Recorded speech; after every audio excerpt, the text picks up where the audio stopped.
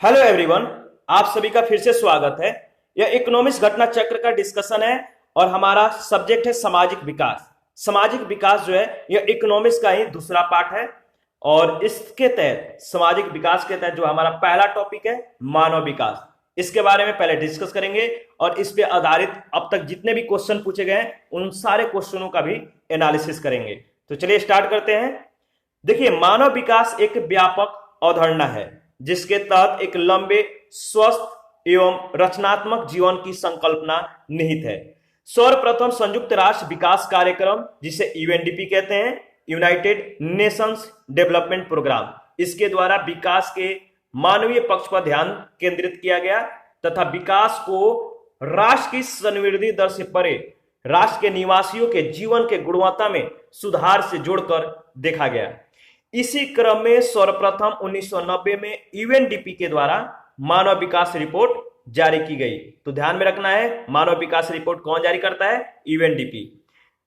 इस रिपोर्ट में मानव विकास सूचकांक यानी ह्यूमन डेवलपमेंट इंडेक्स, जिसे एचडीआई कहते हैं, इसके आधार पर देशों की रैंकिंग की गई। मानव विकास सूचकांक के प्रतिपादन का श्रेय पाकिस्तानी अर्थशास्त्री महबूब उल हक को जाता है। नोबेल पुरस्कार प्राप्त भारतीय अर्थशास्त्री अमर्त्य सेन का भी इस सूचकांक के निर्माण में महत्वपूर्ण योगदान था। मानव विकास सूचकांक की गणना 3 सूचकों जीवन प्रत्याशा, शिक्षा, प्रति व्यक्ति राष्ट्रीय आय के आधार पर की जाती है।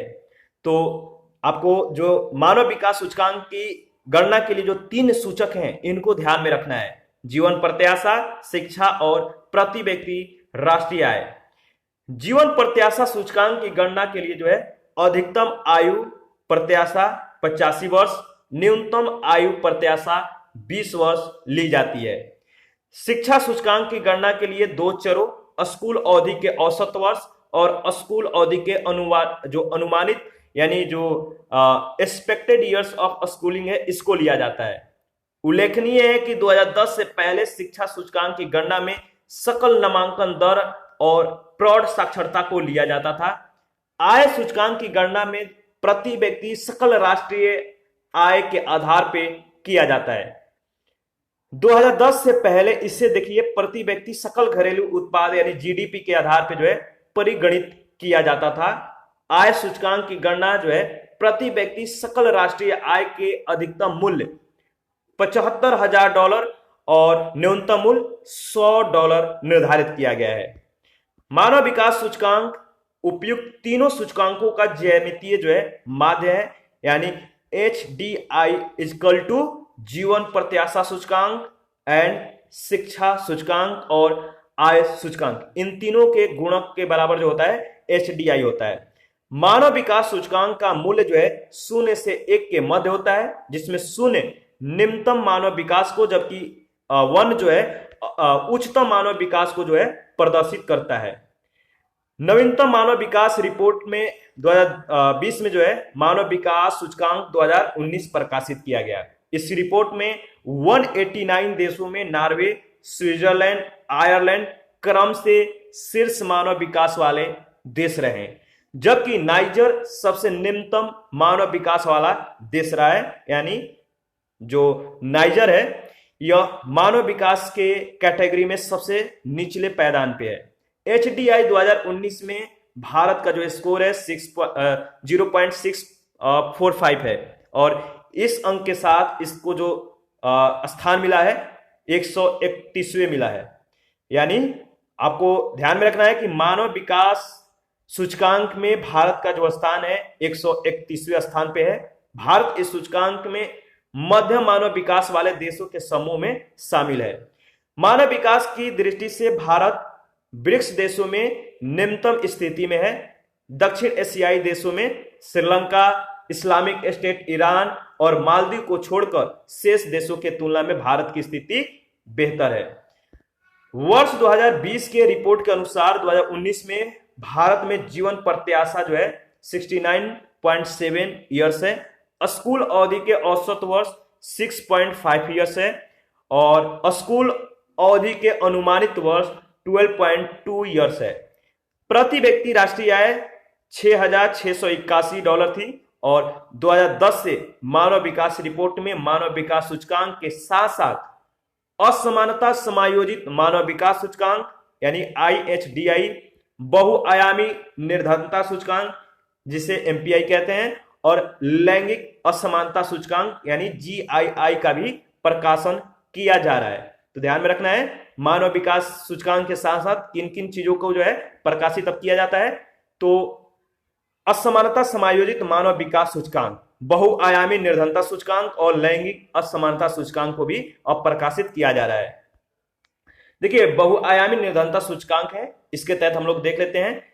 बहुआयामी निर्धनता सूचकांक यानी मल्टी डायमेंशनल पॉवर्टी इंडेक्स, जिसे संक्षेप में MPI कहते हैं। बहुआयामी निर्धनता सूचकांक निर्धनता के मापन की एक बहुआयामी अवधारणा है। MPI का प्रकाशन वर्ष 2010 से मानव विकास रिपोर्ट में किया जा रहा है। बहुआयामी निर्धनता सूचकांक से पहले वर्ष 1997 से मानव विकास रिपोर्ट के साथ मानव निर्धनता सूचकांक प्रकाशित किया जाता था। इसका जो विकास है UNDP के सहयोग से ऑक्सफोर्ड निर्धनता एवं मानव विकास पहल के द्वारा किया गया है। इस सूचकांक का निर्माण 3 आयामों शिक्षा, स्वास्थ्य और जीवन स्तर के संदर्भ में 10 सूचकों पर आधारित है। ये 10 सूचक कौन कौन से हैं? तो देखिए, पहले जो शिक्षा संबंधी में जो आते हैं वह स्कूल अवधि के वर्ष, और दूसरा है स्कूल में उपस्थिति। स्वास्थ्य संबंधी में आते हैं बाल मृत्यु दर, पोषण, और जीवन स्तर संबंधी में विद्युत, स्वच्छता, पेयजल और आवासीय फर्श, भोजन पकाने के ईंधन, परिसंपत्ति में टीवी, वाहन, रेफ्रिजरेटर, मवेशी आदि आते हैं। 16 जुलाई 2020 को जारी बहुआयामी गरीबी सूचकांक 2010 के अनुसार विश्व के 107 देशों में 1.30 बिलियन यानी 22% लोग बहुआयामी गरीबी की स्थिति में है। 100 मतलब 1.30 बिलियन जो लोग हैं बहुआयामी गरीबी की स्थिति में, यानी 22% लोग गरीबी के स्थिति में है। बहुआयामी गरीबी सूचकांक 2020 के अनुसार भारत गरीबी में महत्वपूर्ण रूप से कमी करने वाले विश्व के 10 देशों में शुमार है, यानी शामिल हुआ है। रिपोर्ट के अनुसार भारत जो है वर्ष 2005-6 से 2015-16 के बीच 27% लोग गरीबी से बाहर हुए हैं, जो कि ये सबसे ज्यादा मतलब हमारे लिए प्लस पॉइंट है। इसके बाद हमारा है भारतीय राज्यों में मानव विकास, तो इसके बारे में देख लेते हैं। भारतीय राज्यों में सबसे पहले 1995 में मध्य प्रदेश राज्य के द्वारा मानव विकास रिपोर्ट जारी की गई। तो याद रखिएगा, राज्यों में सबसे पहले 1995 में किसने मानव विकास रिपोर्ट जारी किया था? तो मध्य प्रदेश।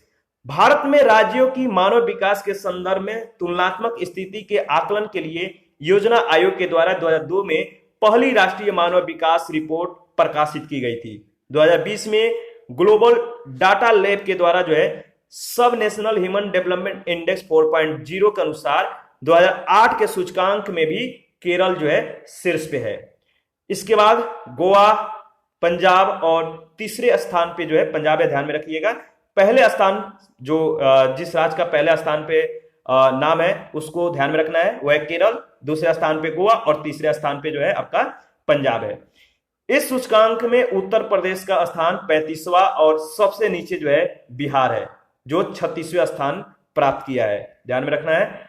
इसके बाद हंगर, भूखमरी, इसके बारे में डिस्कस कर लेते हैं। देखिए, भूखमरी की स्थिति तब उत्पन्न होती है जब व्यक्ति अपनी दैनिक खाद्य आवश्यकता की भी पूर्ति कर पाने में असमर्थ हो जाता है। भूखमरी क्या है, हंगर क्या है? तो वह स्थिति होता है जब व्यक्ति अपने दैनिक खाद्य आवश्यकता की भी पूर्ति करने में समर्थ नहीं है। भूखमरी 3 कारणों से उत्पन्न हो सकती है। पहला है लोगों के पास क्रय शक्ति का अभाव हो, दूसरा है खदानों की पूर्ति जो है अपर्याप्त हो और खदानों तक लोगों की सुचारू पहुंच जो है न हो पा रही हो, तो इस तरह से जो है भूखमरी लोगों में फैल सकती है। विश्व के देशों में भूखमरी की स्थिति का जो आकलन है वैश्विक भूखमरी सूचकांक यानी ग्लोबल हंगर इंडेक्स में जो है प्रकाशित या कह सकते हैं प्रदर्शित किया जाता है। यह सूचकांक अंतरराष्ट्रीय खाद्य नीति शोध संस्थाओं के द्वारा यानी international food policy research institute के द्वारा जो है जारी किया जाता है। यह सूचकांक यह सूचकांक जो है 4 सूचकों अल्प पोषण यानी अंडर जो न्यूट्रिशन है इसके द्वारा अल्प पोषण, बाल अल्प वजन, बाल ठिगनापन जिसे चाइल्ड स्टंटिंग कहते हैं, इसके बाद बाल मृत्यु दर, इनके आधार पर निर्मित किया जाता है। तो यह जो सूचकांक है इसमें जो 4 सूचक हैं इसको ध्यान में रखना है। कौन कौन सा सूचक है? अल्प पोषण है, अल्प वजन है, ठिगनापन यानी बाल जो कह सकते हैं, ठिगनापन का मतलब होता है बौनापन, तो बाल ठिगनापन और बाल मृत्यु दर, ये जो चारों सूचक हैं इनके आधार पे जो है यह जो रिपोर्ट है निर्मित किया जाता है। वर्ष 2020 के वैश्विक भुखमरी सूचकांक में भारत को जो है गंभीर भुखमरी वाले देशों में रखा गया। इस सूचकांक में 107 देशों में भारत को जो है 94वें जो है स्थान प्राप्त हुआ, यानी 94वें ये स्थान पे जो है रहा 107 देशों में। तो चलिए इस टॉपिक से संबंधित पहला क्वेश्चन देखते हैं। आपको बताना है निम्नलिखित देशों की HDI 2019 रैंकिंग के आरोही क्रम से संबंधित कौन सा एक सत्य है। देखिए आरोही का मतलब होता है बढ़ते क्रम में, तो HDI 2019 रैंकिंग के बढ़ते क्रम में जो है आपको इसमें से बताना है कौन सा एक सत्य है। देखिए बी ऑप्शन को देखिए, यह बिल्कुल सत्य है। ब्राजील इसका स्थान 84 है, इसके बाद चीन, दक्षिण अफ्रीका, फिर भारत का स्थान आता है। UNDP के द्वारा जारी मानव विकास रिपोर्ट 2020 में वर्ष 2019 के लिए मानव विकास सूचकांक रैंकिंग जो है दी गई है, और इस सूचकांक का जो सही क्रम है पहले यानी 84 स्थान पे ब्राजील का स्थान है, चीन का 85 स्थान है यानी 50वें स्थान पे चीन है, दक्षिण अफ्रीका जो है 114वां स्थान पे है, भारत 131वां स्थान पे जो है। इस रिपोर्ट में सर्वोच्च स्थान नॉर्वे को प्राप्त हुआ था। मानव विकास रिपोर्ट 2019 में वर्ष 2018 के लिए HDI में जो है ब्राजील 79 स्थान पे है, चीन 85, दक्षिण अफ्रीका 113 और भारत 129वां स्थान पे है। सेकंड नंबर है जो दूसरा क्वेश्चन है, पूछा गया है कि जो कथन ए है मानव विकास सूचकांक और सतत विकास लक्ष्यों पर आधारित भारतीय राज्यों की वरीयता में धनात्मक संबंध है। कारण आर, SDG लक्ष्यों के आधारभूत आयाम शिक्षा एवं स्वास्थ्य से घनिष्ठता के साथ अंतर संबंधित है। बताइए क्या यह दोनों कथन सत्य हैं? क्या कारण जो कथन है सही व्याख्या कर रहा है? तो देखिए ए ऑप्शन सही है, ए और आर यानी ये दोनों कथन सही है और आर कथन ए की जो है सही व्याख्या भी है। आर्थिक समीक्षा 2018-19 के अनुसार अगर बात करें तो SDG लक्ष्यों के आधारभूत आयाम और शिक्षा एवं स्वास्थ्य के साथ घनिष्ठता के साथ अंतर संबंधित है, और यह भारतीय राज्यों की HDI और SDG रैंकिंग के मध्य धनात्मक संबंध से स्पष्ट जो है हो रहा है। क्वेश्चन नंबर थर्ड है, जीवन के भौतिक गुणवत्ता सूचकांक किसके द्वारा जो है विकसित किया गया है? जीवन की भौतिक गुणवत्ता सूचकांक मॉरिस डी मॉरिस के द्वारा जो है विकसित किया गया। ए ऑप्शन आपका बिल्कुल सही है। जीवन की भौतिक गुणवत्ता सूचकांक मॉरिस डी मॉरिस के द्वारा विकसित किया गया था। इन्होंने जीवन प्रत्याशा, शिशु मृत्यु दर, साक्षरता तीनों को मिलाकर जीवन भौतिक गुणवत्ता सूचकांक निर्माण किया। PQLI का अधिकतम मूल्य 100 और न्यूनतम मूल्य 1 होगा। 100 की ओर बढ़ना उत्तम स्थिति माना जाता है, जबकि 1 की ओर जाना जो होता है खराब स्थिति का परिचय यानी खराब स्थिति है। 4 में बताना है, यानी क्वेश्चन नंबर 4 है, भारतीय सामाजिक संरचना के मुख्य लक्षण कौन कौन से हैं? तो भारतीय सामाजिक संरचना के मुख्य लक्षण ग्रामों में अधिक जनसंख्या, विभिन्न धर्म और विभिन्न जातियां, यानी पहला, दूसरा और तीसरा ए ऑप्शन में दिया गया है, यानी ए ऑप्शन आपका बिल्कुल सही है। भारतीय ग्रामों में अधिक जनसंख्या, विभिन्न धर्म, 4 जातियां, उनकी उपजातियां, विविध संस्कृति, लिंगानुपात का स्तर आदि भारतीय संरचना के मुख्य लक्षण हैं। निर्धनता भारतीय सामाजिक संरचना का लक्षण न होकर बल्कि देश की सामाजिक आर्थिक संरचना को जो है प्रदर्शित करता है। क्वेश्चन नंबर 5 है, राष्ट्रीय स्तनपान कार्यक्रम मां किस संघीय मंत्रालय के द्वारा जारी किया गया है? तो मां जो है, जो यह कार्यक्रम है राष्ट्रव्यापी स्तनपान कार्यक्रम मां, यह स्वास्थ्य एवं परिवार कल्याण मंत्रालय के द्वारा जारी किया गया है। बी ऑप्शन आपका सही जवाब होगा।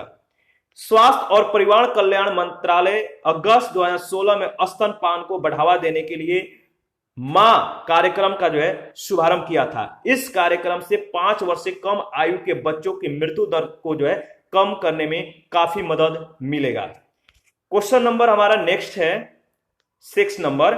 मानव विकास सूचकांक एक संयुक्त सूचकांक है। जीवन प्रत्याशा, शैक्षणिक उपलब्धि और प्रति व्यक्ति सकल घरेलू उत्पाद। सी ऑप्शन बिल्कुल सही है। मानव विकास सूचकांक के बारे में हम लोगों ने डिस्कस भी किया था और अच्छे से डिस्कस किया था और इनके सूचकांकों के बारे में भी डिस्कस किया था। तो सी ऑप्शन आपका बिल्कुल सही है। फिर से इसको रिपीट कर लेते हैं। मानव विकास सूचकांक जीवन प्रत्याशा, शैक्षिक उपलब्धि, प्रति व्यक्ति सकल राष्ट्रीय उत्पाद का औसत सूचकांक है। उल्लेखनीय है कि 2010 से पहले एसडीआई की गणना में प्रति व्यक्ति जीएनआई यानी सकल राष्ट्रीय उत्पाद के स्थान पे प्रति व्यक्ति सकल घरेलू उत्पाद का उपयोग किया जाता था। मानव विकास सूचकांक यानी यूएनडीपी के द्वारा जो है यह जारी किया जाता है। और कब से जारी किया जाता है यह भी आपको मालूम है, हम लोगों ने डिस्कस किया इसके बारे में। अगर आपको मालूम है तो हमें कमेंट में बताइए। मानव विकास सूचकांक देखिए यूएनडीपी के द्वारा कब से जारी करना शुरू किया था और इसका अधिकतम मान और न्यूनतम मान क्या होता है। तो देखिए आपको ये तो मालूम है, अधिकतम मान का मतलब 1 और न्यूनतम मान 0 होता है। तो जो है मतलब 1 से 0 कह सकते हैं या 0 से 1 सेम बातें हैं। क्वेश्चन नंबर 7 है संयुक्त राष्ट्र मानव विकास सूचकांक किसके द्वारा विकसित किया गया है। तो आपको मालूम है, इसके बारे में हम लोगों ने डिस्कस किया। मैंने वहां भी बताया था कि इनका नाम याद रखना है। आपका सही जवाब है महबूब उल हक।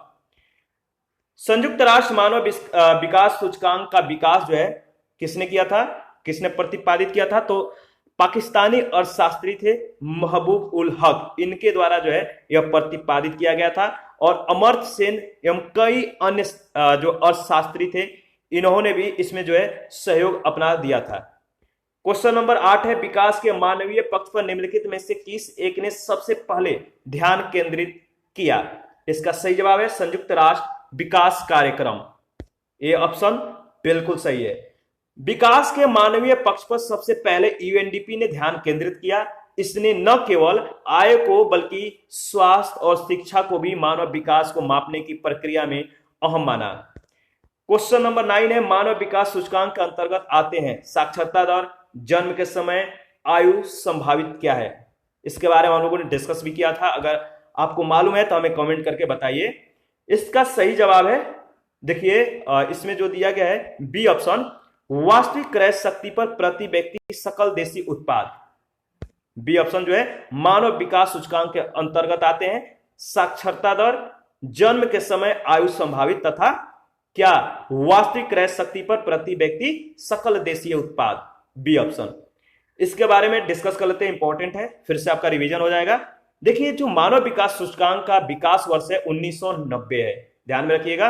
यूएनडीपी से संबंध पाकिस्तानी अर्थशास्त्री डॉक्टर महबूब उल हक हैं, इनके द्वारा जो है यह प्रतिपादित किया गया था।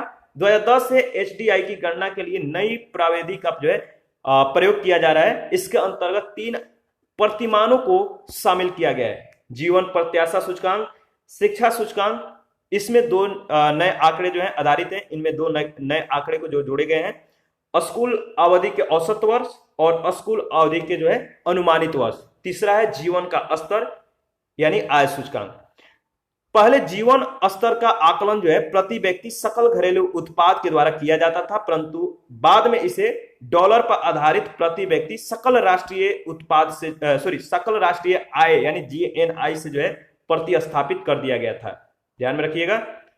और क्वेश्चन नंबर 10 है एचडीआई की गणना में जन्म के समय जीवन प्रत्याशा के लिए अधिकतम मान और न्यूनतम मान जो है वर्षों में किए जाते हैं। तो अधिकतम मान और न्यूनतम मान आपको बताना है, तो इसके बारे में हम लोगों ने डिस्कस भी किया था। सी ऑप्शन आपको जो दिया गया है 85 जो है अधिकतम मान है, यानी जीवन प्रत्याशा का जो अधिकतम मान है 85 वर्ष और न्यूनतम मान जो है 25 वर्ष है। देखिए प्रश्न काल में एचडीआई की गणना में जन्म के समय जीवन प्रत्याशा के लिए जो अधिकतम मान था 85 वर्ष था और न्यूनतम 25 वर्ष। वर्तमान में यानी एचडीआई 2016 से इसमें जो है अधिकतम 85 और न्यूनतम 20 वर्ष लिया गया है। तो न्यूनतम डेटा जो नवीनतम डेटा है इसको याद रखिएगा, इसमें जो न्यूनतम जो वर्ष है पहले 25 वर्ष था, अब 20 वर्ष हो गया है, सिर्फ यही बदला है, बाकी जो अधिकतम वर्ष है 85 वर्ष सेम है। क्वेश्चन नंबर 11 है, निम्न में से कौन सा मानव विकास सूचकांक जो है यानी ह्यूमन डेवलपमेंट इंडेक्स में शामिल नहीं है? तो मानव विकास सूचकांक में जो शामिल नहीं है वो आपको बताना है। इसका सही जवाब है सामाजिक असमानता। मानव विकास सूचकांक में जो शामिल नहीं हुआ है सामाजिक असमानता, सी ऑप्शन। यूएनडीपी ने सर्वप्रथम 1990 में मानव विकास रिपोर्ट प्रकाशित की थी। एचडीआई को 3 सूचकों से जो है बनाया गया है। पहला है जन्म के समय जीवन प्रत्याशा, दूसरा शिक्षा का स्तर और तीसरा है जीवन का स्तर। इसमें शिक्षा सूचकांक को जो है मूलतः सकल नामांकन अनुपात और प्रौढ़ साक्षरता दर के आधार पे जो है क्या किया जाता है, निर्धारित किया जाता था। अब जो प्रश्नकाल था, जो ऑप्शन सी जो दिया गया इसके अनुसार सही जवाब है प्रश्नकाल के अनुसार। वर्ष 2010 से शिक्षा सूचकांक की गणना स्कूल अवधि के औसत वर्ष और स्कूल अवधि के अनुमानित वर्ष के आधार पर जो है किए जाने लगा है। 2010 से ही असमानता समायोजित जो इनइक्वालिटी एडजस्टेड है एचडीआई भी जो है ये मानव विकास रिपोर्ट के तहत जो है प्रस्तुत किए जाने लगा है, तो ध्यान में रखिएगा। क्वेश्चन नंबर 12 है, निम्नलिखित सूचकांकों में से कौन सा मानव विकास सूचकांक की गणना में सम्मिलित नहीं किया जाता है? वह सामाजिक असमानता। सेम क्वेश्चन है। मानव विकास सूचकांक के तहत स्वास्थ्य आयाम है, इसका आकलन जन्म के समय जीवन प्रत्याशा, शिक्षा आयाम का आकलन स्कूलिंग अवधि और जीवन स्तर आयाम का आकलन प्रति व्यक्ति आय के आधार पर किया जाता है। ध्यान में रखना है, इंपॉर्टेंट है। निम्नलिखित में से मानव विकास सूचकांक का कौन एक भाग नहीं है? तो मानव विकास सूचकांक में बताना है कि जो एक भाग नहीं है वो 4 में से कौन एक नहीं है। तो देखिए मानव विकास सूचकांक में जो एक नहीं है वो है स्वास्थ्य एवं पोषण, ए ऑप्शन। बाकी तीनों जो है आपका मानव विकास सूचकांक का जो है सूचक है। क्वेश्चन नंबर 14 है, यूनाइटेड नेशंस डेवलपमेंट प्रोग्राम की 1990 में प्रकाशित रिपोर्ट के अनुसार निम्न में से कौन सा जो है एक मानव विकास सूचकांक की गणना में सम्मिलित नहीं है?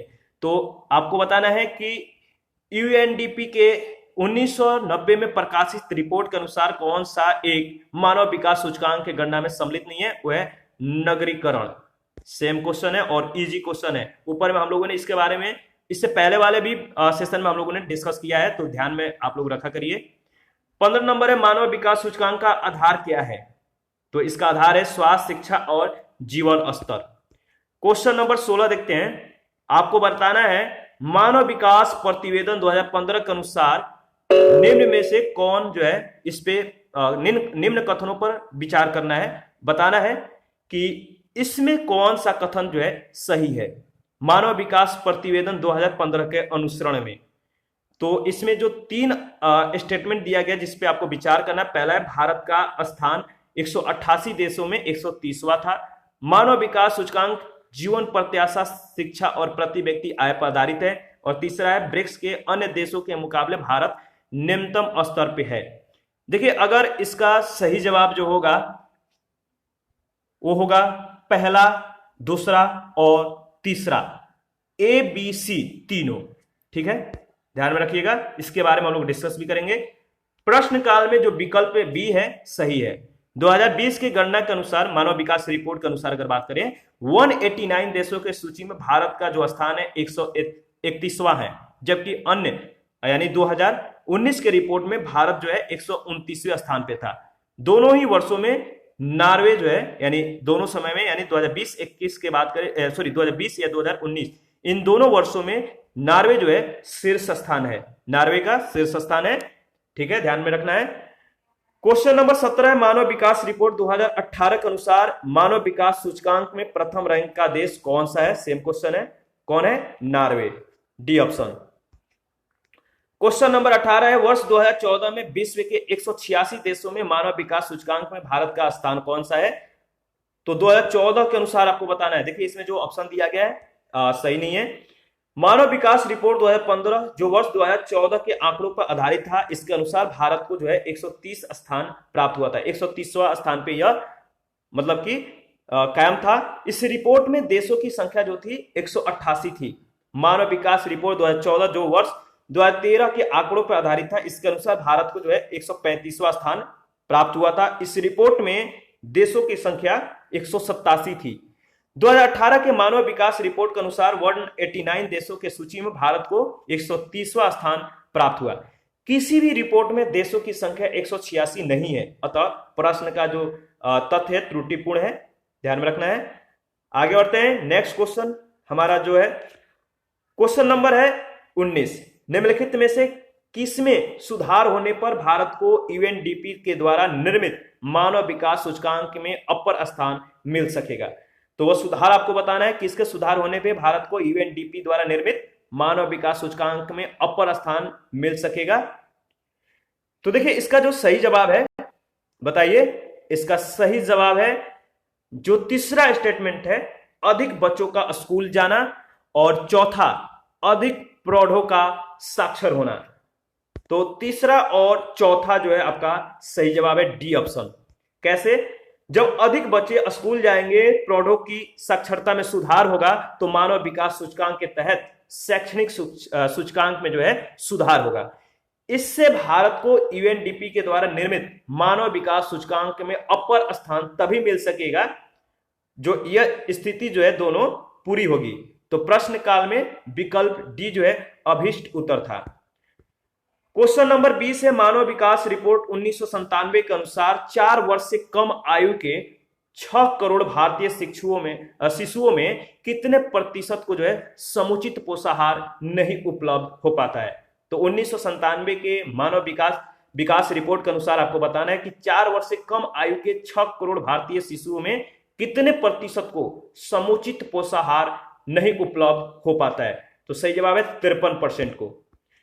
1997 के अनुसार 4 से 6 वर्ष के भारतीय बच्चों में 53% बच्चे ऐसे हैं जिन्हें मतलब समुचित कह सकते हैं पोषाहार उपलब्ध नहीं हो पाता है।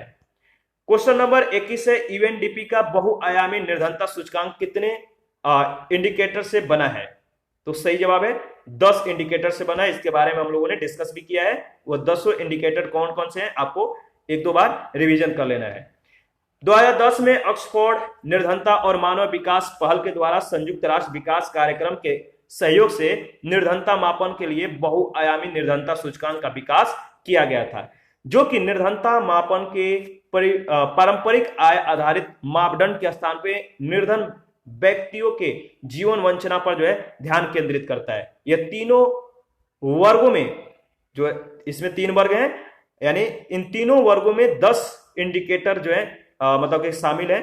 यह तीनों वर्ग 10 इंडिकेटर पर आधारित हैं। एचडीआर 2010 से मानव विकास सूचकांक के तहत पूर्व में प्रस्तुत किए जाने वाले मानव निर्धनता सूचकांक के स्थान पे अब जो है एमपीआई प्रस्तुत जो है किया जा रहा है। और बहुआयामी निर्धनता सूचकांक के जो सूचक हैं, जो आयाम है स्वास्थ्य में, बाल मृत्यु दर, पोषण, शिक्षा में, इसमें जो सूचक है स्कूलिंग वर्ष, स्कूल में उपस्थिति, और जीवन स्तर का जो सूचक है वह भोजन पकाने का ईंधन, स्वच्छता, पेयजल, विद्युत, आवासीय फर्श और परिसंपत्ति। क्वेश्चन नंबर 22 है, मानव निर्धनता सूचकांक किस वर्ष की मानव विकास रिपोर्ट में जो है प्रस्तुत किया गया था? सही जवाब है 1997। यूएनडीपी ने सर्वप्रथम 1997 की मानव विकास रिपोर्ट में मानव निर्धनता सूचकांक यानी एचपीआई प्रस्तुत किया था। तब से यूएनडीपी मानव विकास रिपोर्ट में प्रतिवर्ष मानव निर्धनता सूचकांक को भी प्रकाशित करते आ रहा है। 2010 से मानव विकास रिपोर्ट में एचपीआई के स्थान पे बहुआयामी निर्धनता सूचकांक जो 10 कह सकते हैं कि संकेतकों पे जो आधारित है, इसको जो है अब प्रकाशित किया जाने लगा है। क्वेश्चन नंबर 23 है, मानव गरीबी सूचकांक की अवधारणा मानव विकास रिपोर्ट 1997 में प्रस्तुत की गई, लेकिन मानव विकास रिपोर्ट ने इसे बहुआयामी गरीबी सूचकांक के द्वारा निम्नलिखित में से किस वर्ष में जो है प्रतिस्थापित कर दिया? सेम क्वेश्चन है 2010। ऊपर में हम लोगों ने इसके बारे में डिस्कस किया था। यूएनडीपी के अनुसार केवल व्यक्ति के आय के मापन मात्र से उसकी निर्धनता का समग्र अनुमान नहीं लगाया जा सकता है। निर्धनता के समग्र मापन के लिए शिक्षा, स्वास्थ्य और जीवन स्तर के अन्य पहलुओं का भी मापना आवश्यक है।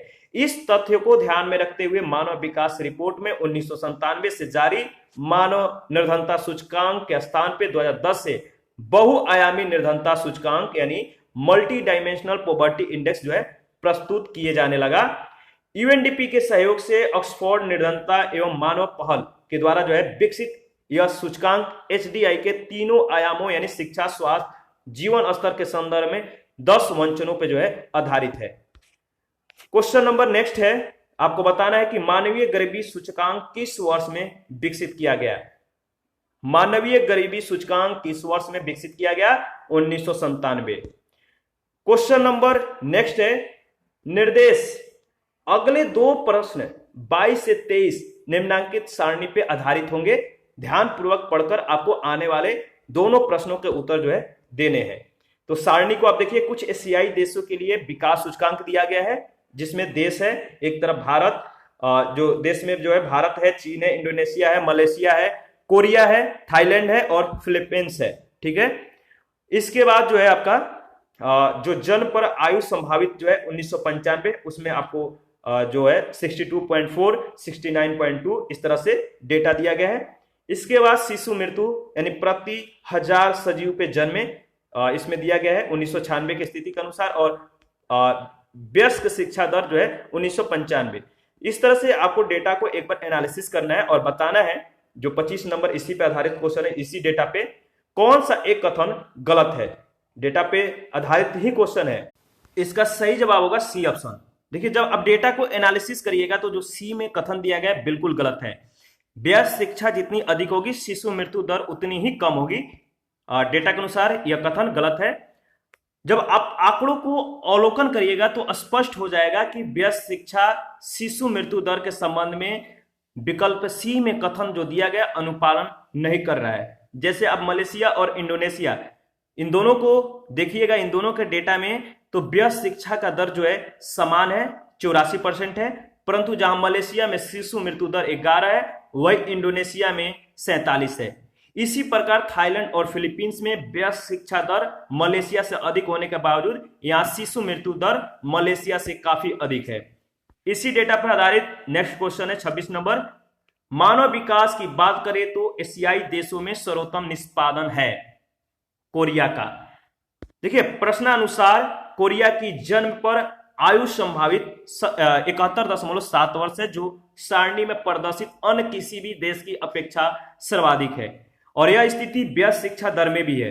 पुनः कोरिया में शिशु मृत्यु दर 0.6 है, जो सारणी में प्रदर्शित देशों में सबसे कम है। अतः कोरिया का मानव विकास निष्पादन शेष देशों के मुकाबले सर्वोत्तम है। 27 नंबर है, निम्नलिखित में से किसने सकल राष्ट्रीय सुख को प्रगति का सूचक चुना है? इसका सही जवाब है भूटान देश, ए ऑप्शन। देखिए, तत्कालीन भूटान नरेश जिनमें सिंगे वांगचू की पहल पर 1972 में भूटान ने सकल राष्ट्रीय सुख को प्रगति का सूचक चुना। वर्तमान में खुशी सूचकांक को मापने के लिए 3 तत्वों को शामिल करते हैं। ये 3 तत्व कौन कौन से हैं? जीवन संतुष्टि, संभावित आयु और पर्यावरण। इन तीनों तत्वों को एक सूत्र में डालकर खुशी सूचकांक तैयार किया जाता है। सेम क्वेश्चन 28 में भी है, दक्षिण एशिया के किस देश ने सकल राष्ट्रीय प्रसन्नता को अपने नागरिकों की कुशल क्षेम को सूचकांक के रूप में माना है? वो है भूटान देश। नेक्स्ट क्वेश्चन है 29, निम्नलिखित कथनों पे आपको विचार करना है और बताना है कि मानव अधिकार की व्यापक उद्घोषणा के अंतर्गत उपयुक्त में से कौन से अधिकार मानव अधिकारों में आता है। तो इसमें 3 जो है मानव अधिकार के अंतर्गत दिया गया है। इसमें है शिक्षा का, पहला जो दिया गया शिक्षा का अधिकार है। दूसरा है समानता के साथ सार्वजनिक सेवा प्राप्त करने का अधिकार, और तीसरा है भोजन का अधिकार। तो देखिए, यह तीनों स्टेटमेंट जो है यानी मानव अधिकारों की व्यापक उद्घोषणा के अंतर्गत उपयुक्त में से तीनों अधिकार मानव अधिकार में आता है। तो डी ऑप्शन आपका बिल्कुल सही है, ध्यान में रखिएगा। इसके बारे में देख लेते हैं। मानव अधिकारों की सार्वभौमिक उद्घोषणा के अनुच्छेद 26(a) के तहत शिक्षा का अधिकार, अनुच्छेद 21(2) के अंतर्गत समानता के साथ सार्वजनिक सेवा प्राप्त करने का अधिकार और अनुच्छेद 25(a) के तहत भोजन का अधिकार जो है सम्मिलित है। 30 नंबर है, भारत के किस राज्य ने मानव विकास प्रतिवेदनों का प्रकाशन सर्वप्रथम किया था? मध्य प्रदेश ने। राज्य स्तरीय मानव विकास रिपोर्ट जारी करने वाला भारत का पहला राज्य मध्य प्रदेश है, जिसने अपनी पहली मानव विकास रिपोर्ट 1995 में जारी की थी। क्वेश्चन नंबर 31 है, प्रथम भारतीय राज्य जिसने मानव विकास रिपोर्ट तैयार करवाई और अमर्त्य कुमार सेन से दिल्ली में विमोचन करवाया, वह है कौन सा राज्य? मध्य प्रदेश। क्वेश्चन नंबर 32 है, भारतीय मानव विकास प्रतिवेदन प्रत्येक प्रतिदर्श गांव के लिए नहीं देता है। इसका सही जवाब क्या होगा? इसका सही जवाब है डी ऑप्शन, बेरोजगारी संबंधित सूचकांक। भारतीय मानव विकास प्रतिवेदन मानव विकास रिपोर्ट के लिए आवश्यक आंकड़ों की प्राप्ति के लिए शिक्षा संबंधी सूचकांक, स्वास्थ्य संबंधी सूचकांक और आधारिक संरचना एवं सुख साधन सूचकांक को तो ध्यान में रखता है, किंतु बेरोजगारी संबंधी सूचकांक को शामिल नहीं करता है। नेक्स्ट क्वेश्चन है 33, वर्ष 2001 में निम्नलिखित में से किस एक राज्य में मानव विकास सूचकांक सर्वाधिक था? सही जवाब है केरल का। 2018 में भारत के राज्यों में मानव विकास की दृष्टि से सर्वोच्च स्थान पर केरल है, बिहार जो है सबसे निचले स्थान पे है। 34 नंबर में बताना है कि 2001 के मानव विकास सूचकांक के आधार पे निम्न राज्यों को आरोही क्रम में रखिएगा तो कौन सा कूट सही होगा? बताइए इसका सही जवाब क्या होगा? देखिए इसका सही जवाब होगा, अगर 2001 के मानव विकास सूचकांक के आधार पे निम्न राज्यों को अवरोही क्रम में रखा जाए तो इसका सही जवाब होगा केरल, पंजाब, उत्तर प्रदेश, लास्ट में बिहार। तो बी ऑप्शन आपका बिल्कुल सही है। तो यहां पर आप देख सकते हैं 2020 में जारी आंकड़ों के अनुसार, देखिए प्रश्न काल के अनुसार अगर बात किया जाए तो बी ऑप्शन सही था, लेकिन हमें न्यू डेटा को ध्यान में रखना है। तो 2020 में जो जारी आंकड़ा किया गया था, यानी जारी आंकड़े के अनुसार 2018 में उपयुक्त दिए गए राज्यों में केरल पहले पे, पंजाब तीसरे, उत्तर प्रदेश 35वें और बिहार 36वें रैंक पे है।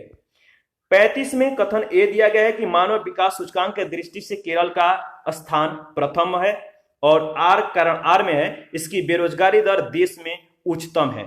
तो बताइए कौन सा सही है? तो देखिए इसमें ए और आर दोनों सही है, परंतु आर ए की सही व्याख्या नहीं है। तो बी ऑप्शन आपका बिल्कुल सही है। देश में मानव विकास सूचकांक की दृष्टि से केरल का जो स्थान है प्रथम है। 2011 के जनगणना के अनुसार अगर बात करें तो केरल में बेरोजगारी दर देश में उच्चतम है। ठीक है, आगे बढ़ते हैं। नेक्स्ट क्वेश्चन 36, निम्न राज्यों में से सन 2008 में किस में उच्चतम मानव विकास सूचकांक था? सही जवाब है यूपी, उत्तर प्रदेश। आगे बढ़ते हैं।